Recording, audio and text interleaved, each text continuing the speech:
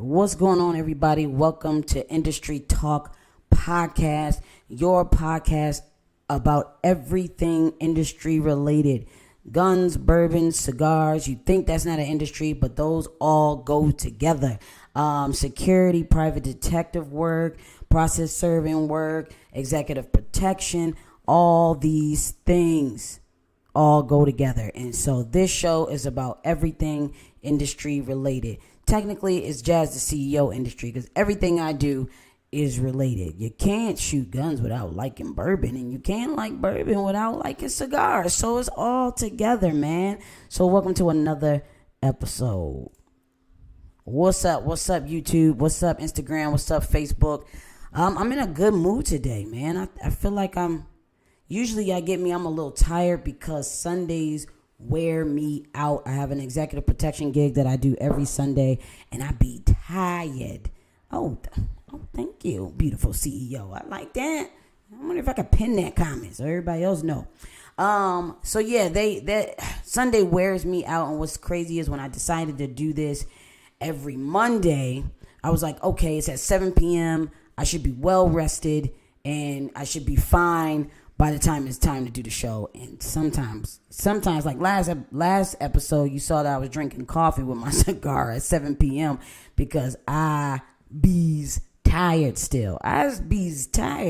Yeah, you hear me? As bees. I don't even know how to spell that, but I bees tired still. So I just want y'all to know that I love y'all, and that's why I still come on, tired or not, every Saturday. Oh Lord. Every Monday at 7 p.m. So make sure if you haven't watched any of the other episodes or the other seasons, you tap into Spotify. I'm on Spotify at Industry Talk Podcast, or you can look me straight up, Jasmine Lee, and you'll see the blue icon for Industry Talk Podcast. And you can look at all the other episodes as well as all the other seasons. Now, let me just break this down for you real quick, okay? A little Industry Talk Podcast history. Or her story, because I'm the host and I'm her. Okay, anyway. So the first ever season, we got people like Rakim and Eric B. We got people like Yo-Yo. We got, you know what I'm saying? I got a couple celebrities. It's all about music industry and this kind of industry and that kind of industry. And we were playing with that for a while. Second season, all straight freaking interviews with all the top security people who own other security companies, firearm companies, all kinds of stuff. So those two seasons are totally different. Now you're at season 3, and season 3 is just me on purpose. I wanted to get a little bit more into the podcast on a personal level. I wanted to share some of my personal stories, and I wanted to just have conversations with the people watching on a personal note. So I just wanted to do that. But then in doing that, I wanted to share my two loves, which were cigars and bourbon. So now this season, I feature a cigar every week, and I feature a bourbon or a whiskey every week. And I might even do a wine. You know, it just depends on how I'm feeling, what I'm saying, what kind of mood I'm in. So that's the little gist of how this progression of Industry Talk Podcast has happened. So now that you got that history, thank you for tuning in once again to a brand new episode of Industry Talk Podcast, to another season of Industry Talk Podcast, and I hope you're enjoying yourself. If you came last week, you know that this is a little bit different of a setup. So y'all let me know how y'all like this. How y'all feeling the way it's set up. You can see a little bit more of my desk and what's on it. So if you see this book right here, this is actually my cigar Bible. It's where you write down all your details and your notes and everything of your cigar. And then, of course, I got the mic. Of course, I got my ashtray. But I have a little something different today that I'm going to talk about that's on my cigar. I know you know cigar. This is not a sponsor, but I think this is such a dope little thing that I am just going to talk about it regardless. But we do have a new sponsor. As you know, we are sponsored now by Zinc Arms, and we're putting together an after hours day, which is the name of my company. We're putting together an after hours day at Zinc Arms. We're going to be giving 10% off different firearms, 10% off different gear, and that's here in Maryland in case you're watching somewhere else. And if you're somewhere else and you want to buy something from Zinc Arms through me through that day, I got you. All you got to do is DM me. Let me know. We're going to be streaming the podcast live from Zinc Arms on whatever day we choose to do the takeover. And you can actually, order like that so you can participate in the 10% off the firearms and the gear and all that stuff too. So we're not going to leave you hanging, my Buffalo family. I think I got somebody Texas, Atlanta, that's watching, Florida, I think also. So you definitely could do it. I don't know how it works. For me, if I buy something in Buffalo, I get my gun shipped to Gundry of Maryland, and then, that's how I do it. So I don't know how you do it everywhere else. So just make sure you know what you're doing before you spend the money, because ain't no refunds. All right, so we're brought to you by Zinc Arms today. But then I have another sponsor. So if you tuned in to one of the episodes where I have my best friend on here, now my Buffalo friends, don't go crazy. My best friend in Baltimore, okay? She is bigwig in the bourbon and whiskey and the spirits realm. So she's actually now doing something with the podcast because she can't be on all the time. And originally I wanted her to be a co-host because in a lot of ways our industries collide, bar industry and security industry. So it was two perspectives, which is what today's episode is about. Your client's perspective versus your perspective. So I wanted her to be on, but she can't all the time. But what she does is help me feature different alcohols. So today we have Long Ranch. We have Long Ranch Kentucky Straight Bourbon Whiskey, Oak and Texas Mesquite Charcoal Refined. It's by Wild Turkey. So this is what we're drinking today, okay? So this is what we got to taste today. But guess what? If you want to try this bottle, you can actually buy this bottle. All you have to do is DM me on Industry Talk Podcast on Instagram and say, hey, that bottle from episode 8, that bottle from episode 9, that bottle from episode 6, I want to da-da-da. Now, every bottle is not available, but this bottle today, and what else did we have? The Nelson Brothers bottle that we had 2 episodes ago. That bottle is also available. So it's only certain bottles that'll be available to my viewers where you can buy. These are rare bottles you won't see everywhere. Every bar does not have these bottles. Some of these are going to be collector's bottles, but I got an in for y'all. So if y'all want to get these bottles, all you got to do is hit me up in a DM. You can also email us at industrytalkpodcast@gmail.com. I am Jazz the CEO at gmail.com, and we're going to get you these bottles. So we do have that also going on, which is pretty cool. So, all right. So now we're drinking some Long Branch. So I might as well just pull up since I've already done the Long Branch kind of thing. So she forces me to do it with no ice so that I can get all the notes that I can out of this bottle. So we're going to do that. Sometimes she be picking real strong stuff, so I don't be going too crazy on the pour. I just want to taste it. Okay? All right. So now for our cigar. Matter of fact, for Long Branch, the celebrity that's attached to the Long Branch is one of my favorite white guys. It's Matthew McConaughey. He just seems so cool. Like, he just seems like super cool dude. Like, he talks really slow and like crosses his legs, but really manly, and it's just kind of cool. He's just freaking cool to me, right? All right, so what I'm pairing with that today is a cigar by Lampert Cigars. It is their Family Reserve Toro. If you check it out, I've already smoked half of it because I didn't want to smoke 2 cigars today. So I smoked half with my coffee this morning, and I'm going to smoke the second third and the third with you guys. But I've also tried this cigar before already. So let me just show you guys. Now, you guys on Instagram and Facebook, you can't actually see my lovely B-roll that I am about to show YouTube while I read out what this is about. So sorry you guys missed out on that because it's really sexy. But basically we have a Family Reserve Toro, and we have a size 6.0 times 52. And what that is going to be is origin is Dominican Republic. The wrapper is Ecuadorian in Connecticut. The binder is Dominican. The filler is Dominican. Here's their little spill on what's going on with this cigar. We are fortunate enough to get our hands on a new Lampert Family Reserve. This is the NRA Cigar Club. This is a new release. This release is a 2022 release. It is a Toro. And also, there was only 700 boxes of 10 cigars issued, like, period. There was only 550 of those boxes sold in the USA. So we do have a little treat. Now, it wasn't that great of a treat for me because I realized I just had two, so I smoked it. So maybe I can find it again. Maybe you can find it again. What I'm going to start doing is posting what cigar I'm going to smoke the Monday of the show so that maybe you can pick up the cigar. And you can pick up the cigar and you can smoke along with me while we do the show. I got that from Jeremy Sears. If you guys know, I love me some Jeremy Sears.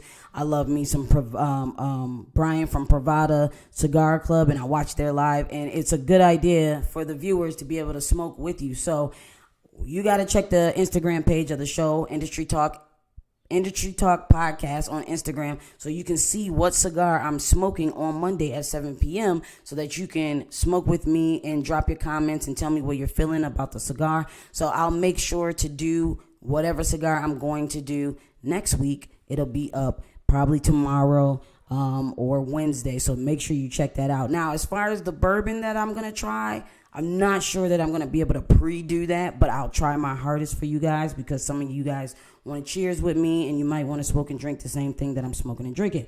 So that is the spiel about the cigar that we're doing today.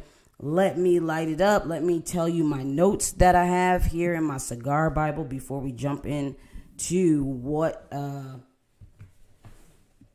today's topic is. Yeah, I just put it right on top. You know me, I don't care. All right, so I put that it was pretty light in color, dull in sheen. The roll is super smooth. It's really soft. The strength of the nose, very faint, but I'm getting honey and then I'm getting weeds. Like my roommate's boyfriend right now is cutting the grass outside, and that's what it kicks. So it does have that light skin wrapper or whatnot. So I tasted, the aroma for me was honey and weeds. On the first third, which is the first half, right? And once you get down to like right here, this is like you're on your second third, right?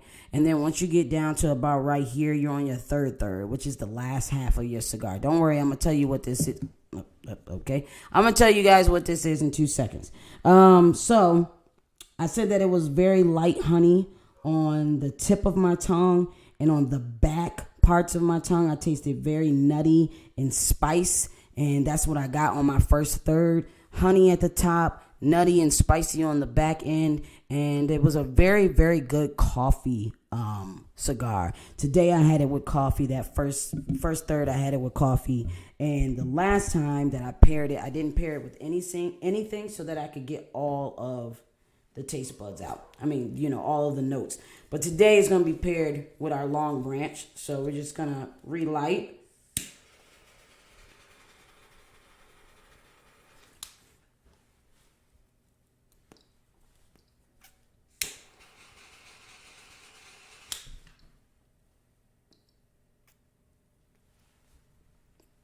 The burn on this, super good. I'll get back to writing in a second. The burn on this is pretty good. So in the cigar Bible, it asks you about the puff. So it asks you about the draw. It asks you about the burn, smoke time, strength, band, all that stuff you can grade. And then you tally up the grade, and then it just tells you whether or not it's a 5-star cigar to you, because everybody likes different things. And tribegoods.co.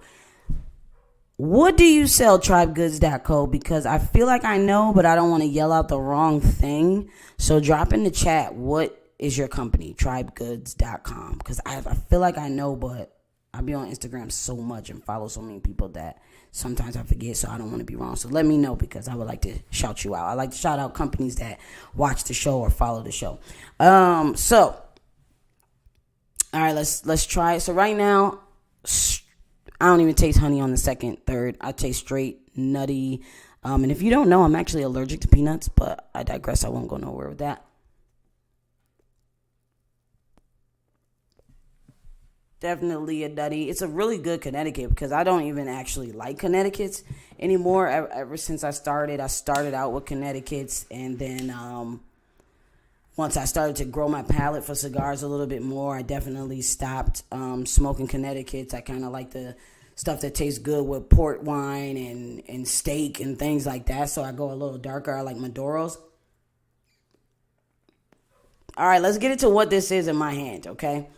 What this is a company I found on Instagram called Sakar or Chakar. I can't remember how they exactly pronounce it, but it's Chakar, something like that, okay? So there's actually 2 or 3 products in my hand. So the first product is this actual, let me see if you can see it, YouTube. So it's this wooden piece that the cigar goes into, okay? So you actually put the cigar into this wooden piece. You get it tight in there without breaking the cigar, cracking the wrapper, anything like that.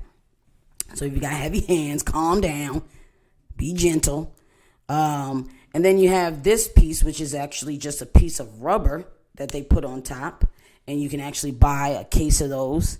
And this stops you from having to put your mouth on the actual cigar. So if you're like me, I'm super worried about my lips turning black. So I really first got it for that. I'm not even sure if it was made because of that, but I got it because of that. I'm like, oh, this is a way for me to enjoy my cigar and it not really make my lips black. Now, the second thing is this is actually a freaking magnet. So it goes on your actual cigar or cigar. I don't know, you know how you say it. But it goes on here, right? Okay. Now, Instagram, you're not going to be able to see it because I don't actually have any like metal, I think. Yeah, I don't have any metal next to me. There we go. So here you go, Instagram. Boom. It doesn't really work right here because it's not a flat surface, but there we go. So boom, look at that. It's metal, okay? So it's a magnet and it sticks to metal. So when I don't feel like smoking the cigar, I can literally put it somewhere. Tell me that's not cool, bro. It's on my freaking mic, bro. That is so cool, right? I didn't even try that before. Like originally, I was actually gonna put it on there for everybody else who could see it. I was gonna put it on my bookshelf so that you could see, but now I know that this is metal. Here you go. So you can actually put this down. Now, what's another cool thing is it actually has a stand too. But I was on a boat yesterday and I was so excited about getting pulled over by the Coast Guard that I actually left my daggone stand on the boat. But it's okay. It was only $10. This in particular is the actual shakar is like $100. And then the tips, I don't even remember what the tips cost. But the magnet, I want to say it was $19.99. And then the stand was $10. And basically you turn this upside down and you put it into the little black stand. And it's just a little black, like, I don't even think it's metal, but it's a little nice stand. It says Shakar on it, and you just put it down there, and the cigar stands up straight so that you could keep your ash if you're one of those people like me. But the whole magnet thing, bruh, I'm sorry. I knew I was going to, like, take 5 minutes out of the show to just talk about this. Like, I love when I find, like, little gadgets, especially for the, cigar world. Pretty cool, okay? So anyway, that's what I smoke with now. I love it. If you're in a car, it goes right on the side of your car. You just literally tap it to the side of your car while you're sitting at a red light, while you're driving. As long as you're not like speed deeming it all over the place, it won't come out. If your cigar is not fully in here, though, this will fall out. It did fall out on me yesterday. When I tried to grab it, I tapped the cigar and it fell out and I had to actually open the door and get that or whatever. So, that does happen, but it's pretty genius. It's pretty, and it doesn't mess up your like retrograde. It doesn't mess up your pull, your puff, your burn, your draw. It just doesn't really mess up anything like that. It's still like you're on the cigar. Mm-hmm. It doesn't make the pull any harder. Sometimes when I relight cigars, that it just be difficult. But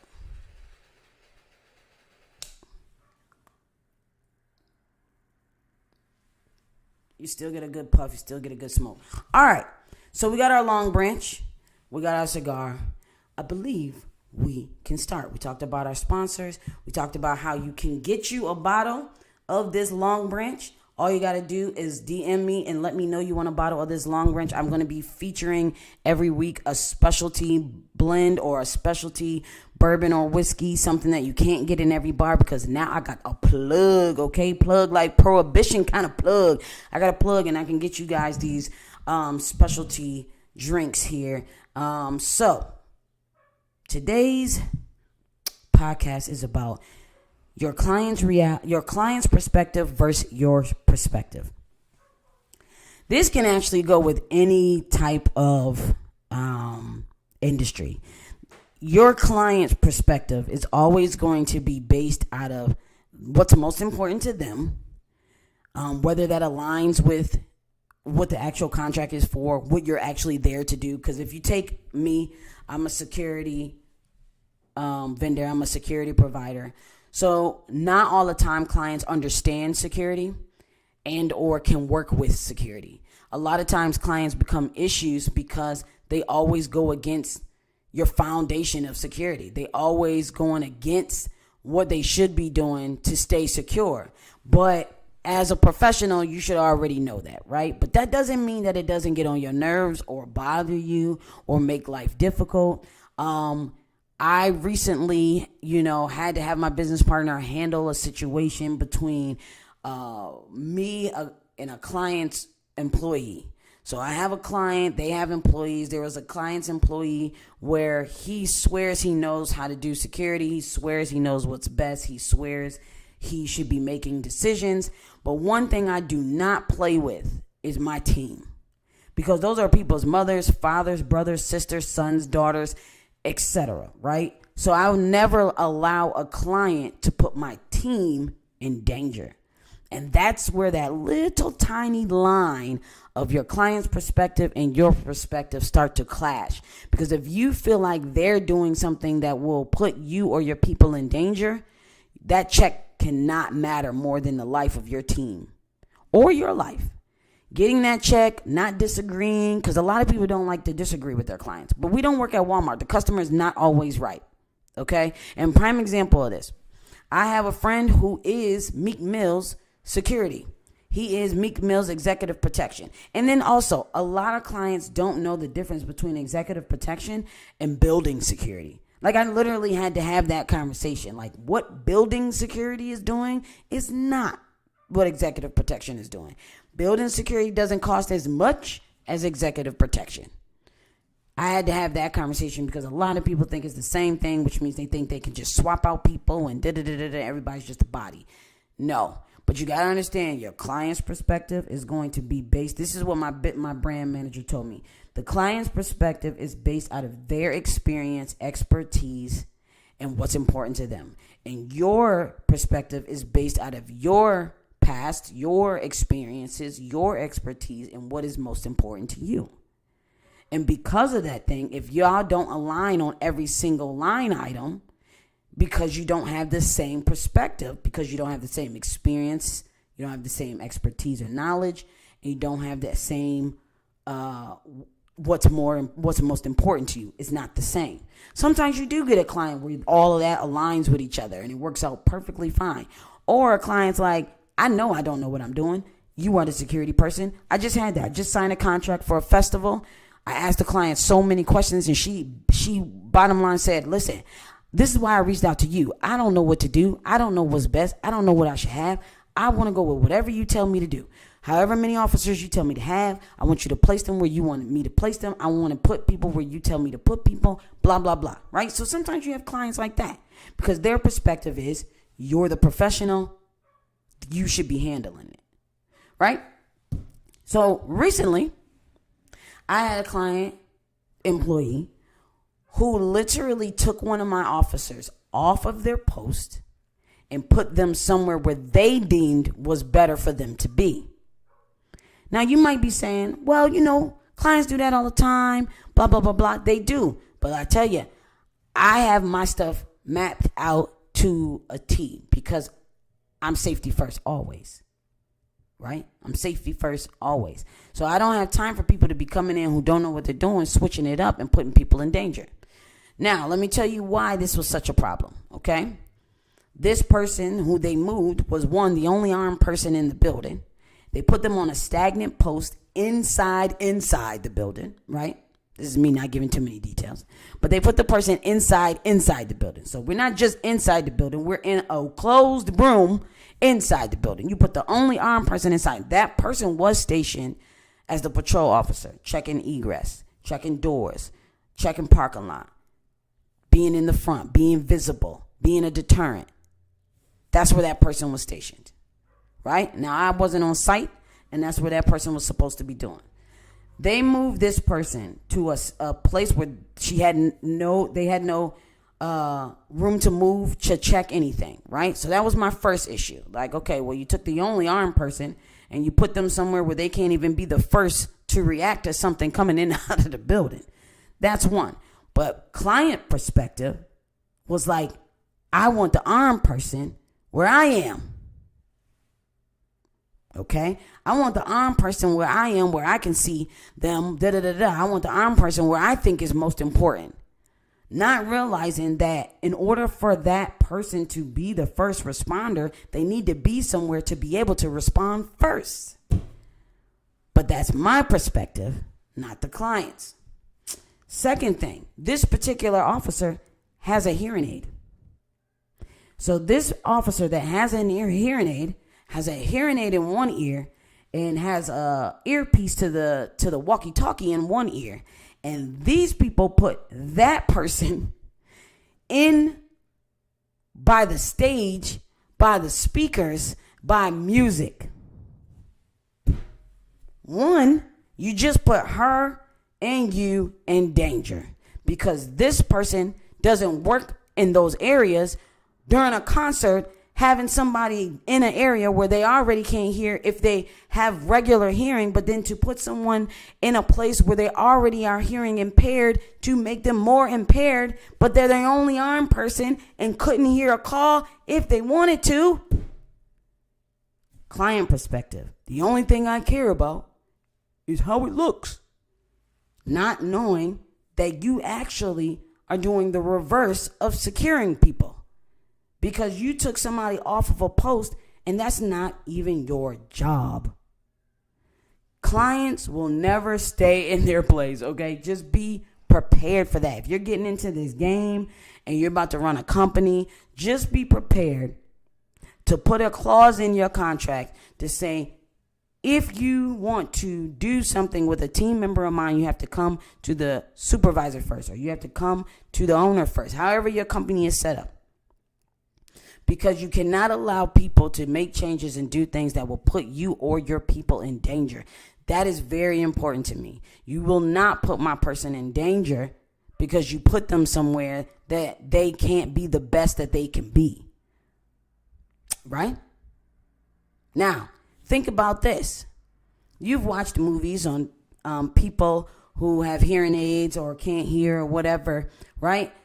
And their other senses are super heightened, just like blind people. Their other senses are super heightened. So having someone out watching people come and go, interacting with the people that come and go, being able to read lips, being able to understand body language better than us, being able to do all those things on a heightened level more than the average person is why that person was stationed where they were stationed. To move them without authority to somewhere where you took someone with a hearing aid and put them next to speakers is absolutely ridiculous.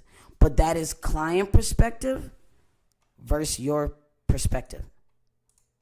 Client's perspective will never be based out of actual security because if they could do it by themselves, they would have done it by themselves, and they did not. And they have you. So this is what I do. If we can come to a common ground on what you want, express that, and we can make it work. But you cannot allow clients to run your team for you. Because trust me, when something goes down, it is your insurance that's going to get hit. It is your company that's going to be bad-mouthed in the media. It is you that's going to get sued. Whatever the liability is, it's going to fall on you. So never let a client run your show. This is not customer service all the time. It's customer service when you're face to face and you're talking to people and you're going to, oh yeah, I'm security, but I will show you to the bathroom. Yes, there's a side of security that is customer service. But when it comes to that back end and running your team, the client, the customer is not always right. And sometimes I used to work for people and they would especially in the federal government. When I used to work federal security, this security company would let these federal people who ain't never worked a security job a day in their life run the security team, make protocols that didn't make sense, have officers do things that didn't make sense, and stuff would go down and they would blame the security. But it's because you had me somewhere that was stupid. It's because you had me doing something that was stupid. Because you had me doing a check that was stupid. Like, you cannot let your client dictate what you do, especially if you know what's best. Now, when they do it like this client's employee did, when they do it when you're not there, but they don't do it when you're there, they know they're wrong too. Because if you're not the same person in front of everybody that you are behind closed door, you know you're wrong.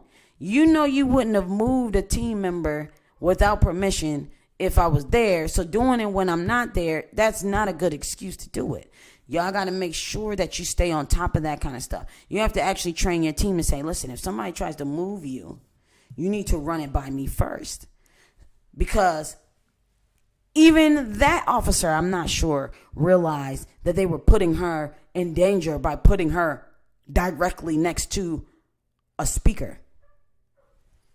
That doesn't make any sense. I've never put her directly next to the speaker, and it's for good reason.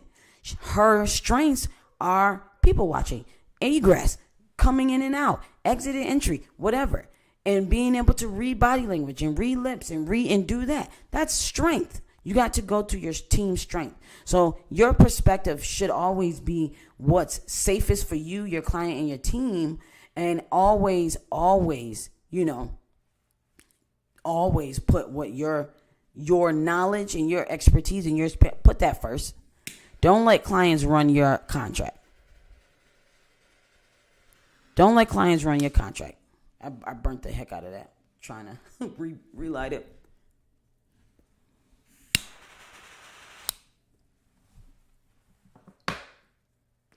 Do that like clients. I mean, even hairdressers go through that. Like I be at my hairdresser and I be hearing her on the phone with some of these people and they be trying to run stuff like this not her business.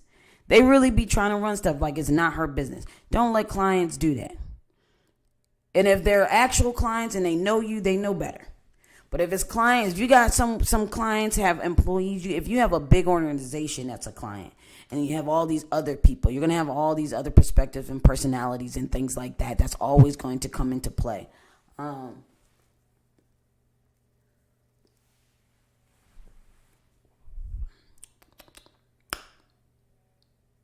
getting that weed taste again. Not weed like reefer, but weed like weeds outside. It's not bad. It's just like, am I sitting on a farm right now? Is there a horse about to go by? Kind of thing.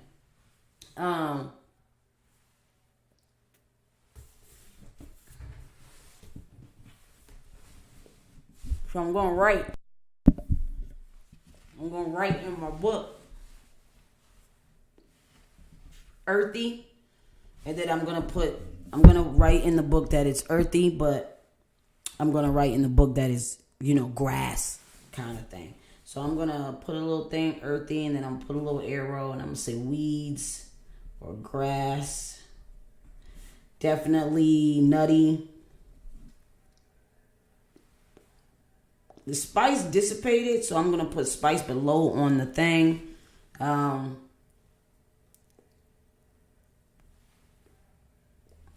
For Connecticut, it's pretty heavy. And so we're almost to the third. So because we're almost to the third, I'm going to drink with it. But I want to say that it's still, full in flavor. It's still keeping on. The body is pretty full for a light cigar.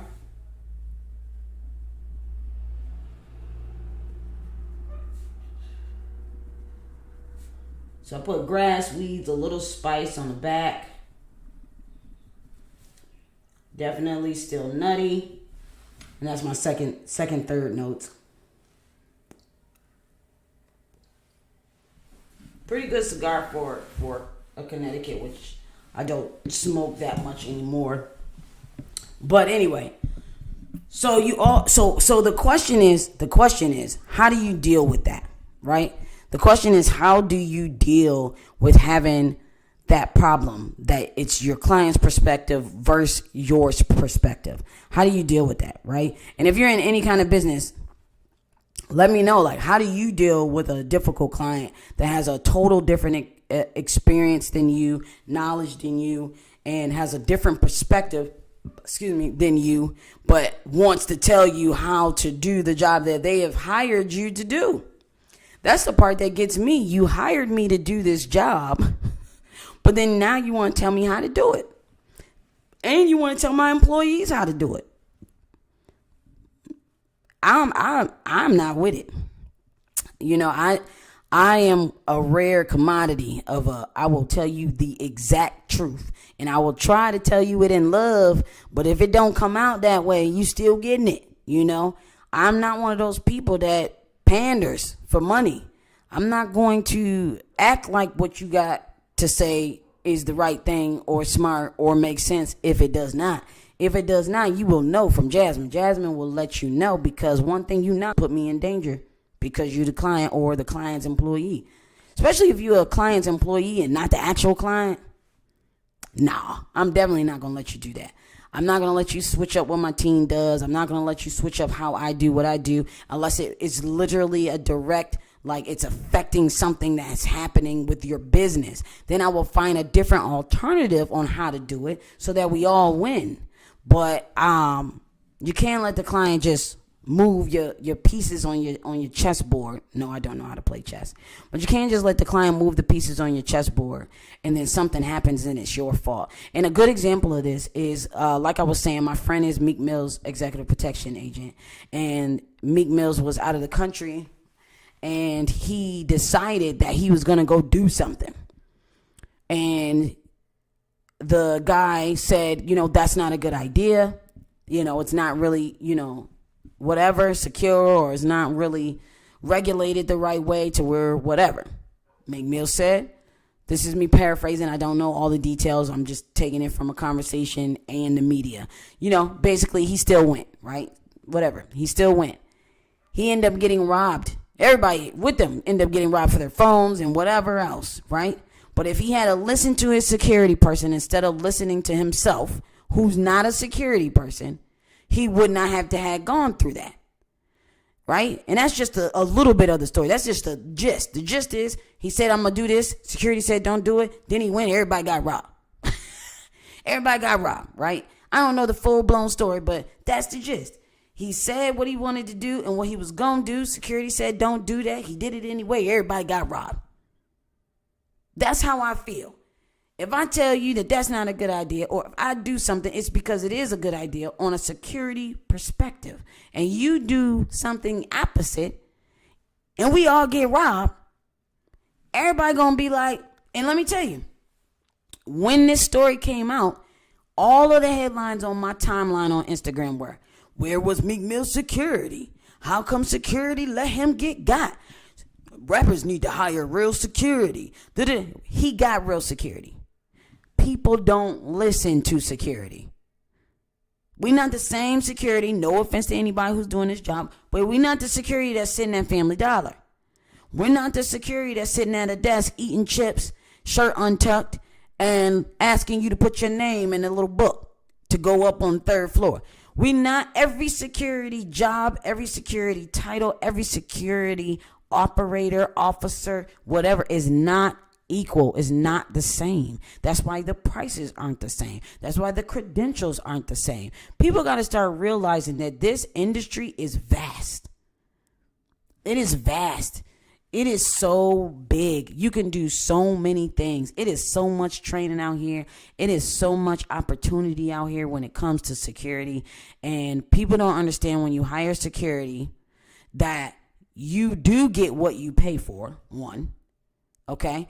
And you also are getting someone, if you're hiring executive protection, you're getting someone with a certain level of expertise where you should be listening to them.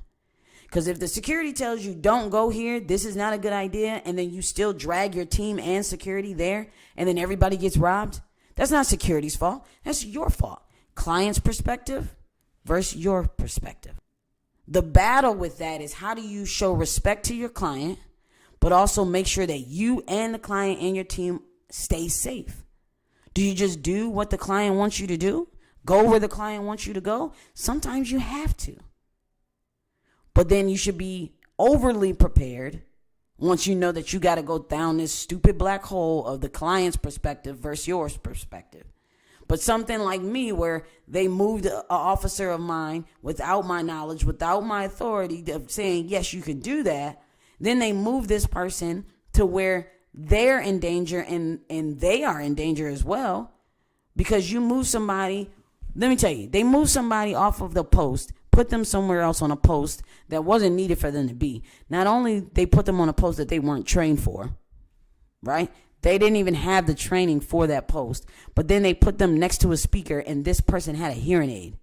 So you got no training, and you got a hearing aid next to a speaker. But because her view of the client is always right, because that's probably from her experience and her perspective, which is, I'm an officer, I'm an employee, If the person is the client, then they're always right. Like the Walmart worker, if the customer says this, the customer, well, not Walmart, because they be trying to fight their customers for real. Not even Best Buy. You remember that lady who did security or loss prevention, bowled over the dude? So maybe not those places, but a lot of people say, oh, the customer's always right. No, the customer is not. The customer is not always right, people. That is a myth. That is a myth that a salesman made up. A salesman made that myth up. And now everybody trying to live by it, except for Jasmine. Jasmine does not live by that. I would tell a client, quick, fast, in a hurry. That doesn't make any sense. And here's why. Because I'm not just going to say it or just turn down your idea. I'm going to tell you why it's stupid. That don't make sense. If they had asked me, I would have said, no. This officer has a hearing aid. They cannot stand next to the speaker. One, I don't know if that hurts them. Two, it daggone sure gonna hurt you, because if somebody coming through that front door with a gun, you're trying to call this person on the radio. They got an earpiece for the radio in one ear, and they got a hearing aid in the next ear, and you got them standing next to a speaker. Trust me, you getting shot, because you got the only person in the building with a gun in a dumb, bad area that doesn't have a lot of visibility, and they can't hear anything. Stupid. So if they had asked me, I'd have said no. I would have denied the client's request, or I would have gave them an alternative. So in these things that you do for these clients, yeah, they might have stupid requests. They might have things, and it's not even that it's stupid. It's out of ignorance, because they don't actually know security. They don't know security. Now, when you have a client, because this is another side of client perspective versus your perspective. When you have a client that thinks they know your business, or thinks they know your industry, or thinks they know security, or let me see, who else is on here? Or you're preparing credit, but then you got a client whose credit is horrible, but they think they know what they're supposed to be doing. If you could do it on your own, you would do it. Let me see. Lauren J. Makeup on here. If she get a client that tells her exactly how to do their makeup, and you say, that's going to look bad on you, boo. That don't go with your skin complexion. That don't do this. And that client say, I don't care. This is what I want. What? If you could do it yourself and you can make these decisions, you would already be doing it, and I wouldn't be here. Now you running around with blush all over the place, and it don't even match your tone. Your neck looking different than your face looking different than your neck, and now we on TV looking crazy, and you shout me out, and now everybody gonna think I did your makeup that way. I had to use you as an example, Lauren. But that's how I feel when the client perspective on security is different than my perspective on security, and they want me to carry out something that is just ultimately bad. Now, I know that the client doesn't know about the hearing aid. I know the client didn't think about the speaker. I know the client didn't think about the fact that you took the only armed person and put them in an enclosed room instead of letting them roam and make sure that they're looking at everybody who is coming in and going out. I know they didn't think about that, because that's not their perspective. Their perspective is not to think outside of the box security-wise. And that's why I don't let clients tell me what to do. I will let you fire me before I let you put me in danger. That's real. I'm going to drink to that, actually. So if y'all just tuning in, we're drinking Long Branch. Some Texas whiskey. We're drinking Long Branch. So let me taste this. Let me get the cigar out. Don't worry, I got my Pellegrino over here. Let me see.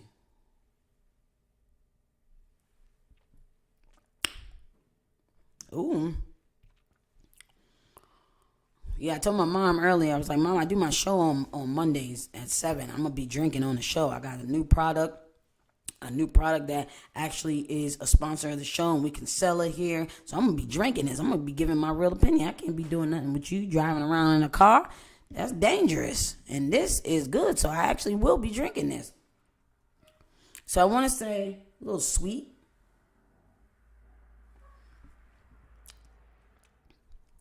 Ooh, it's sweet, but it burns. Let me see. Do it have a proof? I don't see a proof. See My Bar is who gave this to me, so y'all can follow her at See My Bar on Instagram. And she told me that it didn't have a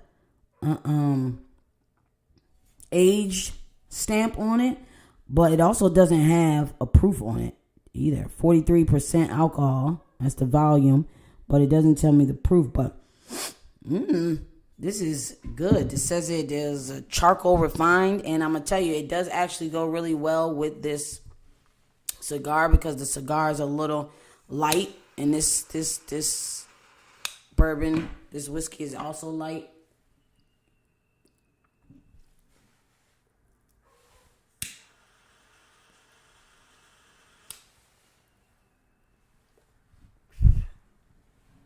Yeah. So, I see Viking and EPS on here. They know what I'm talking about. They know these clients be trying to have us doing all kinds of stuff on here. So yeah, this is cheers. Cheers to everybody watching. YouTube, Facebook, Instagram. Cheers to y'all for tuning in.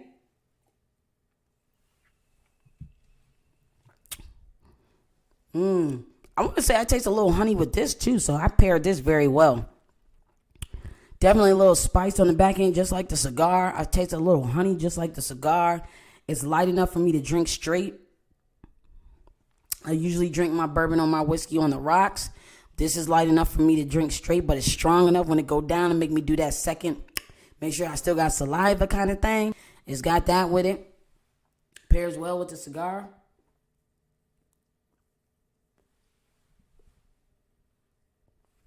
Oh yeah. This is a winner right here, y'all. This is a winner. All right, so that's my little spiel on client perspective. First, your perspective. The client perspective is definitely based on what they know. And if they don't know nothing, you are in danger. Do not let them put you in danger. If they're trying to tell you what to do and you don't know what to do, Love Amazing just joined. She follows everything to do with Meek Mills, okay? She probably even, let me ask you this. When you saw that incident with Meek Mills where he and his team got robbed, was your first thought, where was his security? Or why didn't security stop it? Or anything security? Did you have any questions like, man, how did that happen and he has security? Where is his security? Did you? Yeah, I saw you pop up. I had to call you out. Did you think anything like that? Like, how you getting robbed and he got security? Like, where his security at? Blah, blah, blah, blah, blah. I saw a lot of people sent me the video and was like, yo, what is security? I just so happened to know his executive protection agent. I actually worked with him in Meek Mills before at CIAA. When he lost his phone. Actually, he did not lose it. They were robbed. Those phones were stolen. But, everybody was sending it to me like, yo, not knowing that I actually knew the person. Matter of fact, you had an incident where the security actually pushed you out the way before. Same guy, I believe. But yeah, everybody was wondering, where's security? That wasn't a security issue. That was a client issue. And not saying Not saying that clients are they be bad. Celebrity clients are definitely different than my corporate clients that I'm talking about. But they do make decisions and don't realize that, yeah, you pushed your hand off him. They do make decisions based on what their thought process is and their perspective is. His perspective was, I want to go into the people. I want to talk to the natives. I want to be with the people. And they like, yo, but none of this was set up beforehand. Therefore, we don't have help from the military or the police there or whatever. And so now we're just going into with just us. That's not smart security-wise. But the client don't want to listen to you sometimes. And it gets very, I don't think it was a security issue. I thought he should have had me over there with, hey, yo. I need little buttons on this show so I can be like, hey, yo. This is true, sweetheart. This is whatever. Her perspective and Meek Mill's perspective. Her perspective and my perspective.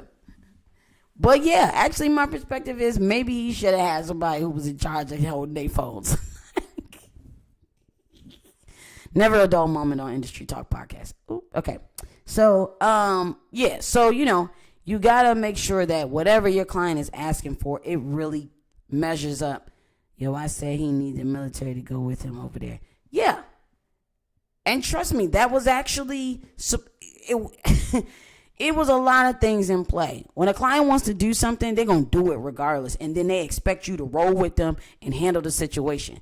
I mean, that is what we do essentially as executive protection agents. Like, that's what we do. There's nothing we can do about that besides tell our client, like, yo, we don't think this is a good idea. This is dumb, or don't do that. Like, don't go nowhere. But if they have it set in their mind and their perspective is that it's okay and we're going to deal with whatever we got to deal with, then you got to deal with it.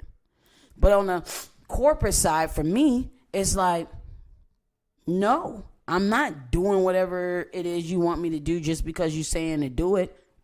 And I'm not going to roll with the punches, and I'm not going to allow you to put my team or myself in danger.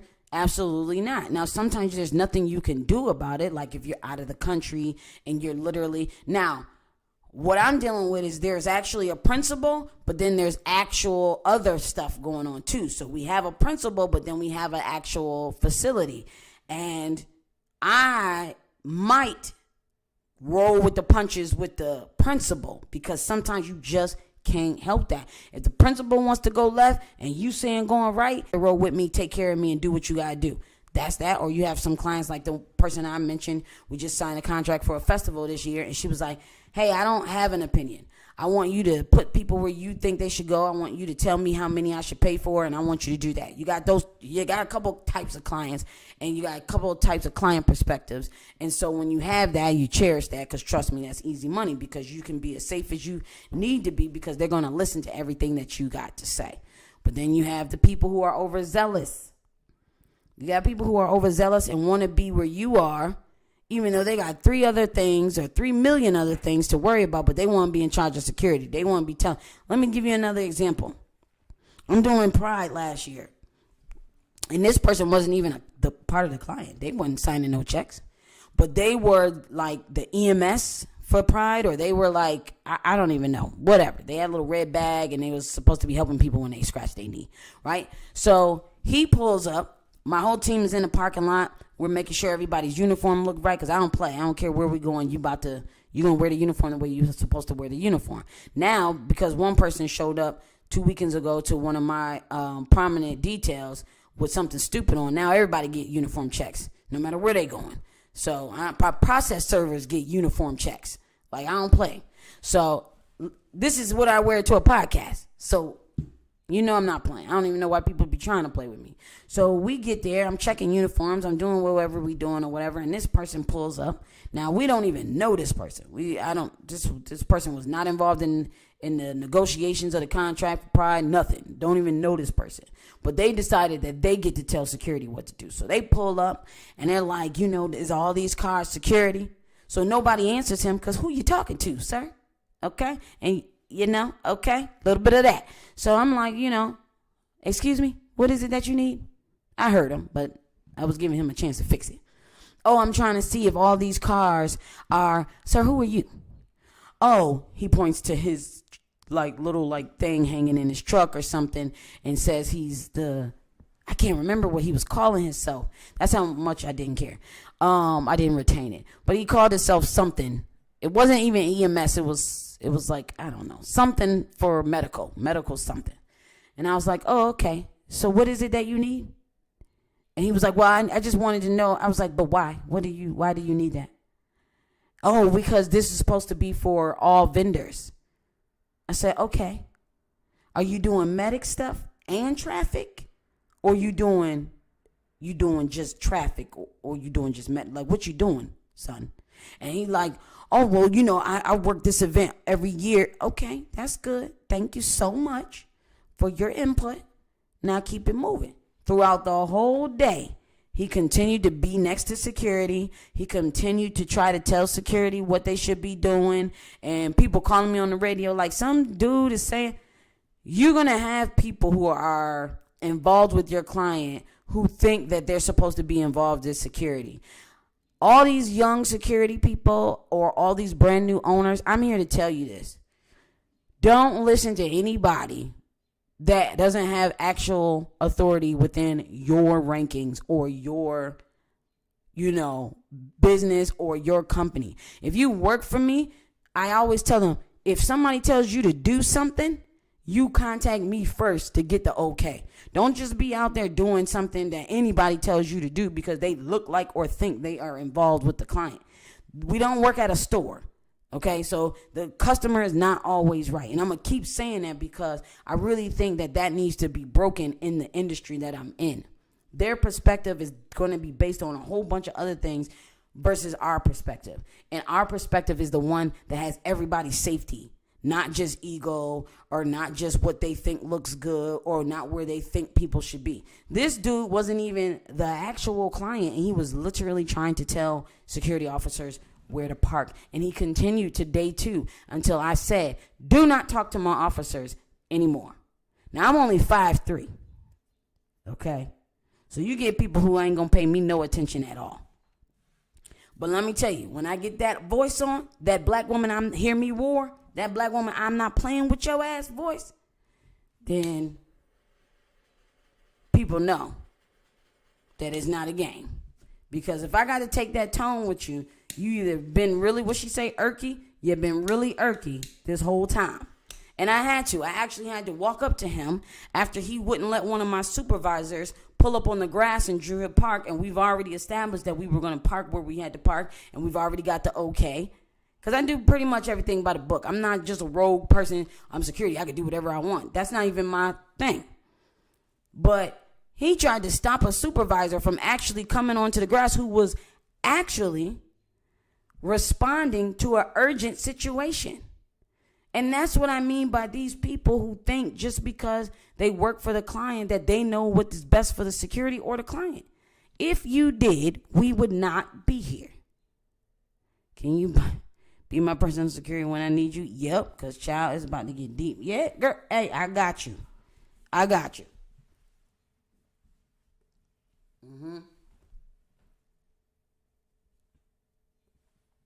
So that's my little tip to the new security company owners and to the new security guards. Always, especially if you're not at a building where there's a clear understanding of who the supervisor is and stuff like that. When you're out and about and you're doing executive protection, you never want to do anything without running it.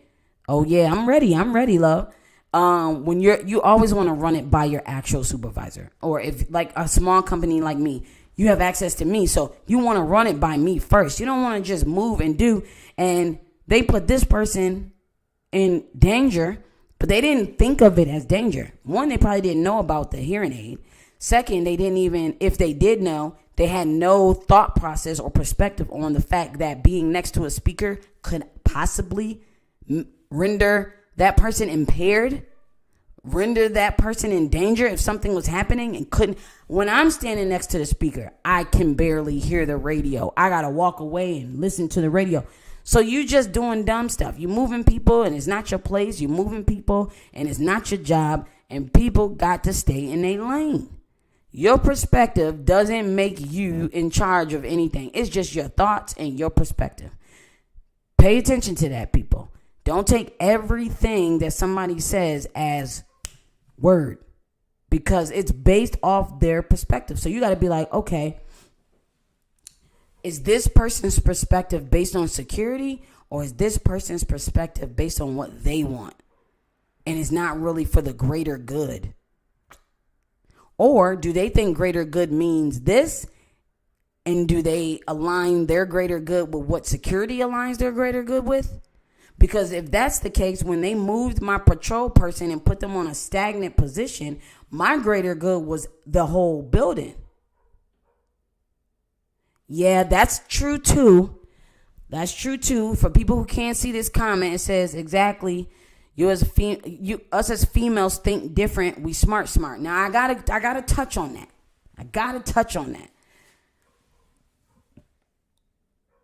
Okay, let me just touch on it with an example instead of a bashing of the male species. Saturday, I ran a 12-person investigation Saturday. And the women in that investigation surpassed the men completely, because analytical thinking is something that women is naturally born with. I am convinced of that. We know good and well that you should have been home at 7, and if you stopped at the gas station, it should have took you 10 minutes, because it take 3 minutes to get up the road, 2 minutes to do this, 3 minutes to do that, blah blah blah blah blah blah blah blah. That's analytical thinking. Everybody like, oh, she a nag. No, she's in tune with her analytical thinking part of her brain, because she was able to break down that GPS, how long it should have took you to pay and get that gas, and what time you should have been here. She was able to analytically think about that super fast, because she did it while she was arguing with you about being late. That's a different type of brain pattern right there. Every dude don't got that. Maybe it could be taught, but most of the time it's got to come natural to a dude. Because if it don't come natural, I'm out of luck. And for me, the person I'm actually talking about, this employee of one of my clients, that don't come natural to this man, because they missed several red flags. The hearing aid, the speaker, the fact that you got the only armed person on a stagnant position. You're so worried about having one person where you wanted to have one person that they didn't put all of that into play. So women definitely can think about that way better. Way better. Way. And that's from my personal experience. That's for working as a security officer for 15 years. Analytical thinking, I tell all my investigators that analytical thinking is the number one most important trait of a private investigator. You got to be able to analytically understand what's going on. You got to be able to take take your perspective, take what you're seeing, what you're hearing, and analyze it super fast and be analytical with it. And you got to do that. My mother like that too, so I really got superpowers. I mean, it's true. She Love makes a good point. Like, women are born like that. That's why y'all always getting caught cheating. That's why women don't get caught cheating as much. They do get caught. The girl next door. That's a whole song about how stupid he was. He got caught. It wasn't me. Yes, it was. Or you wouldn't have made that song. That's why men get caught cheating more than women get caught cheating. Now, this is about to be a whole nother type of episode. Men get caught cheating more than women get caught cheating because y'all not as smart. Period. Y'all might be able to change the brakes. Y'all might be able to change the oil. But y'all not smart enough to delete the messages.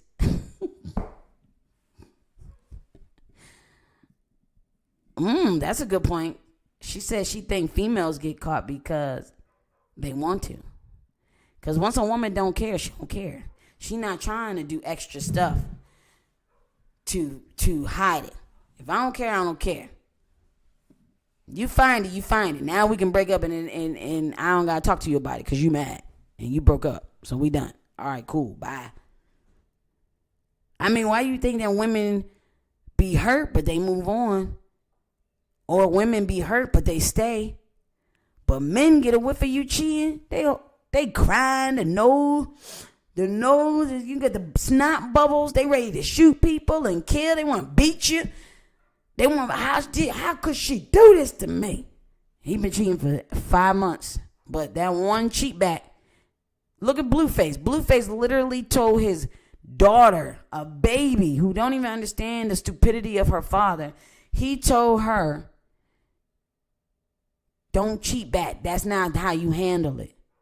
You either accept it or you leave, but don't cheat back because it's not going to make the man. Like, what is you talking about, boy? What are you talking about?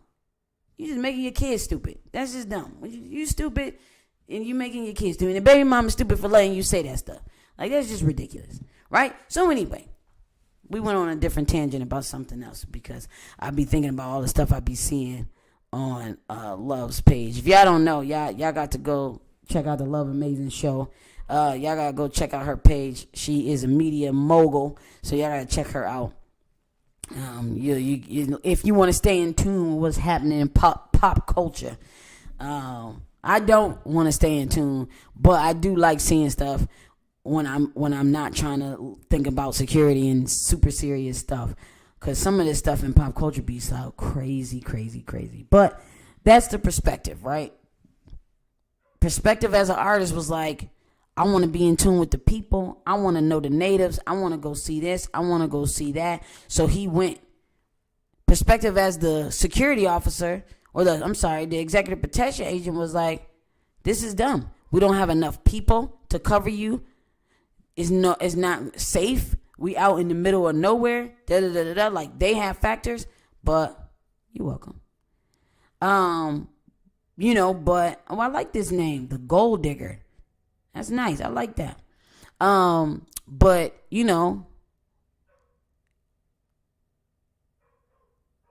yeah, you did. You met me at the studio.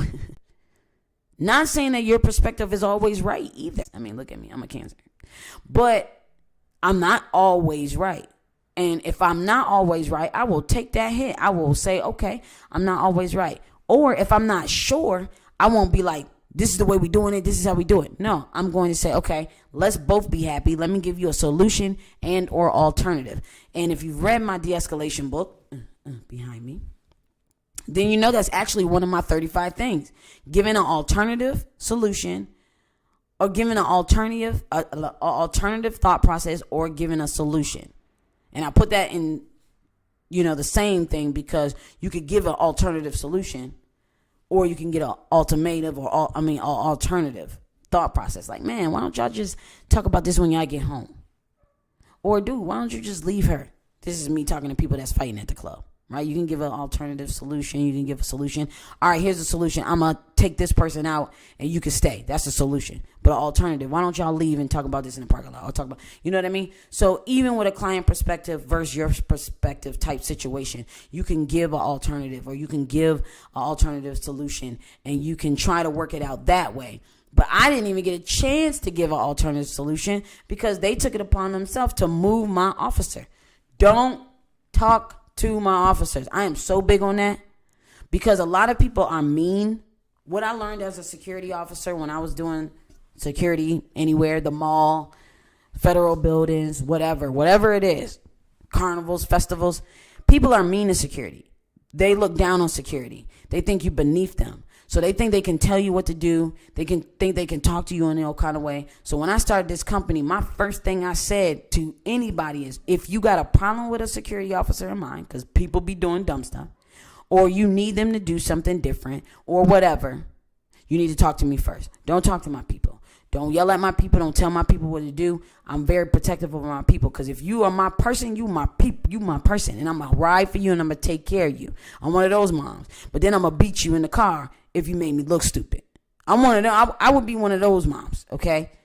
I'm going to hold you down. We're going to keep face. But when I get you to the car, I'm calling your father, and I'm beating you on the way to drop you off to him because you're staying over there for the next week. Like, for real, right? So to move one of my officers without my permission is a pet peeve of mine, especially if you don't know what you're doing. If you don't know what you're doing, you could be putting everybody in danger, which is what I feel happened, in that situation. So you just definitely want to make sure that you know your client, because there are clients where I go, if they ask you to do anything, go ahead and do it. If you need them to do anything, go ahead and talk to them. But if I don't do that introduction, that means I didn't put you on that pedestal. I didn't put you on that level for you to just tell my people what to do, to just move them any old kind of way without talking to me, or, so the officer is new and wasn't trained for the position that she got put in. And so she did not contact me when this happened.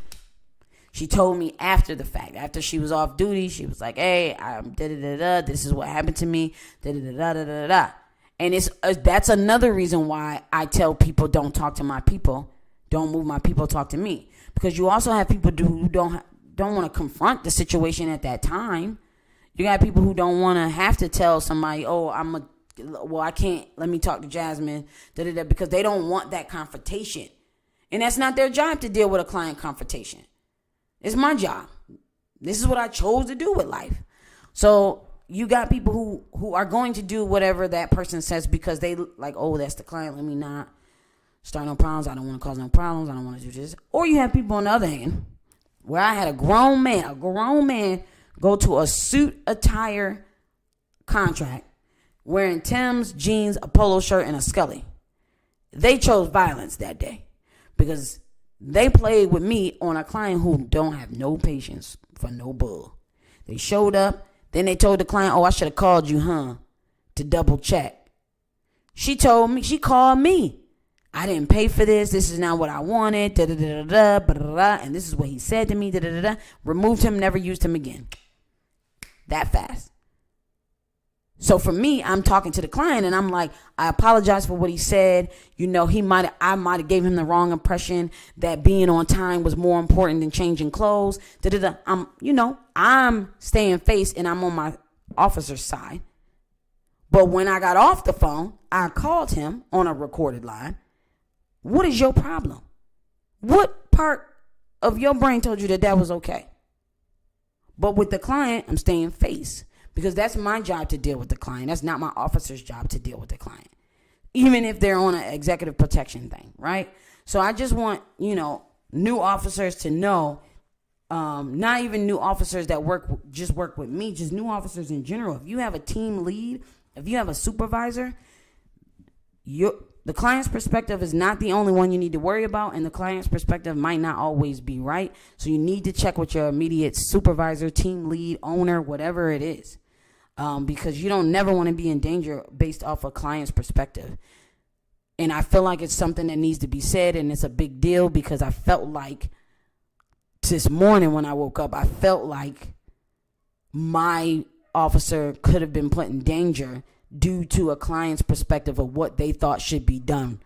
And that is not okay. And so that is what we talked about today. So I hope I explained this in a well-explained manner. What time is it?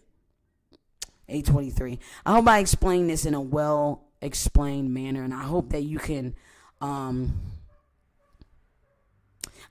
apply it to your industry as well, because I've seen a couple of people in different industries. We got Love that was in media. We got Lauren that was in makeup. We got another security company on here. We got other people doing other things. And I just want you guys to know that is a myth. The customer is always right is a lie. It is a lie. The customer is not always right. That's a lie. It's not even a myth. It's a lie. Customer is not always right, bro. It's not.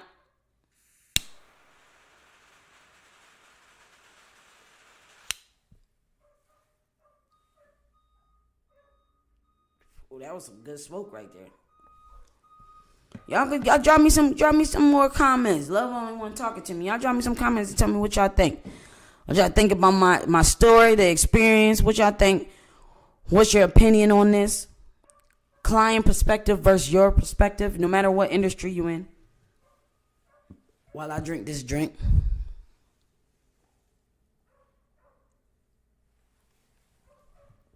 This was a good pick.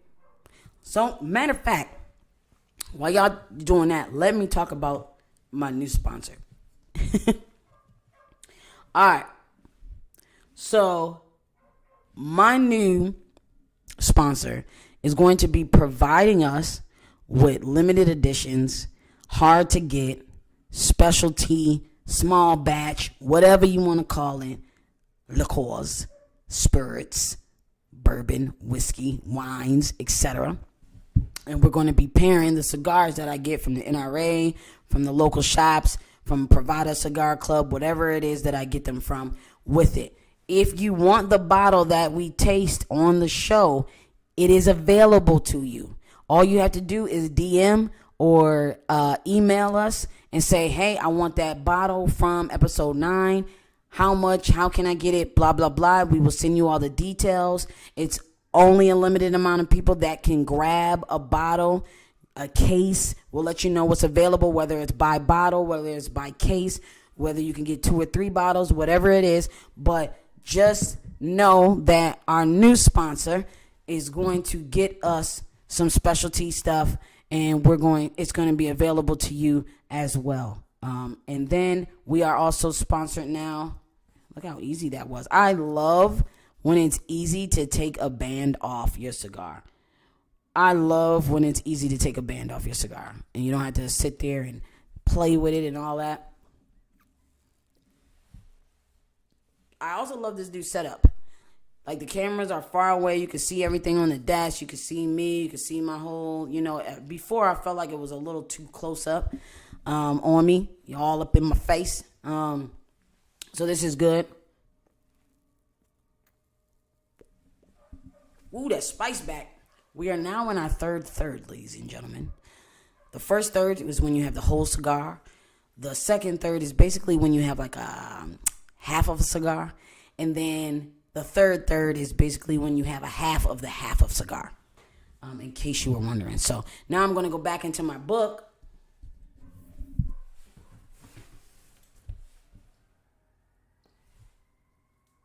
I'm going to go back into my book, and I'm going to write that the spice came back full force.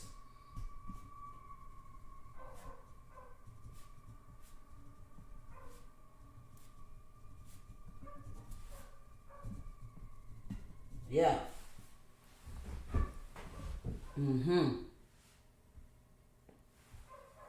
Got back spicy quick too. That's actually really good. It's good for a Connecticut. It's good for a Connecticut.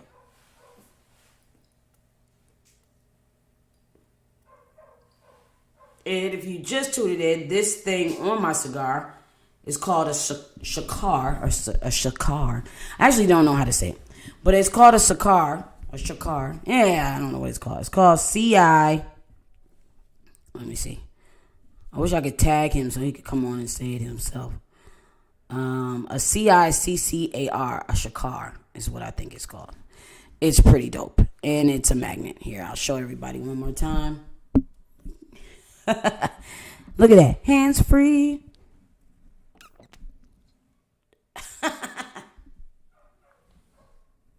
Let me see. Let's see how I can do it.